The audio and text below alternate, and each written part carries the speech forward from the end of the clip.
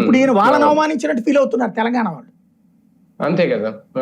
కవిత మాట్లాడడమా, కాంగ్రెస్ నాయకులు మాట్లాడడమా, బీఆర్ఎస్ మాట్లాడడమా, వాళ్ళందరూ కూడా ఈయన తమను అవమానించినట్టు ఫీల్ అవుతున్నారు తప్పించి ఆంధ్రలో ఎవరన్నా దీన్ని సీరియస్ గా తీసుకుంటున్నారు, పవన్ ఫ్యాన్స్ తప్పించి ఎవరు సీరియస్ గా తీసుకోవట్లేదు. అంతే. అవును, అది పాయింట్ ఇక్కడ.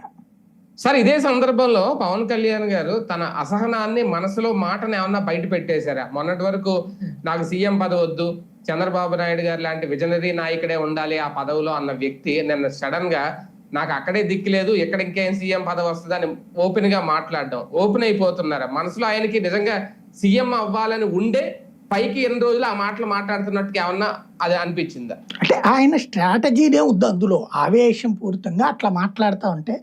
ఇంతకు ముందు అట్లా అనబట్టినే కదా మొన్నటిసారి 21కి 21 గెలిపించింది. మన వాళ్ళకి ఆ భావన లేదన్నది. ఇప్పుడు ఆయన మళ్ళీ కులం నాకు సంబంధం లేదంటున్నాడు. సరే, అప్పుడైతే మన భావన కుల భావన అన్న ఉండాలి కదా, మీరందరూ పెద్దన పాత్ర పోషించండి అని అనబట్టినే కదా గెలిపించింది. ఇప్పుడు అట్లాంటి ఎమోషన్ అక్కడ క్యారీ చేస్తున్నారు. అంతేనా? ఆయన అంటే ఇక్కడ వాళ్ళకి చెప్తున్నారు, పేరుకి అక్కడ మీటింగ్, సందేశం, నన్ను ముఖ్యమంత్రిని చేయట్లేదు మీరు, చేయట్లేదు మీరు, చెయ్యండో అని చెప్పడం పరోక్షంగా. అది ఇక్కడ పరోక్షంగా సంకేతం. అదంటే నువ్వు నాకు ఓటేయని అడగడం వేరు, నువ్వు వేయవుగా నాకు. ఇప్పుడు మన ఫ్రెండ్ ఉంటాడు ఎవడో,